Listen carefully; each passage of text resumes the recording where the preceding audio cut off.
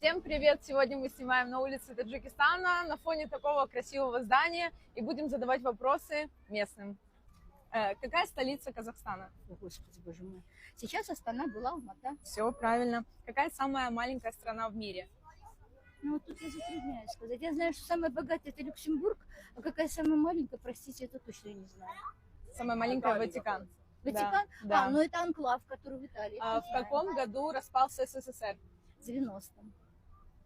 Ну, почти. Сколько? Ну, может сказать, в 91-м, но все началось уже в 90-х. Да. Какая столица Турции? Какая столица Турции? Анкара. Анкара, правильно.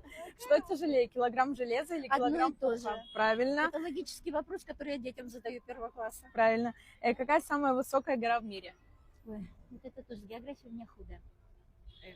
Да, Эверест. правильно, молодцы. Эверест. Все, спасибо вам большое. Сфоткаться, пожалуйста. Да, можем. А ты знаешь эту девочку? Да. Давай от света вот отсюда. Ну, Взаимовыгодная связь. Столица Казахстана. Астана, Правильно. Какая самая маленькая страна в мире? Ватикан, Молодцы. В каком году распался СССР? в 1992 году. Ну, Первом? Первом, да. Первом году. Сколько хромосом у здорового человека? Я химик. Я не биолог. знаете? Не знаю, если честно. 46. 46. Что находится в центре планеты Земля?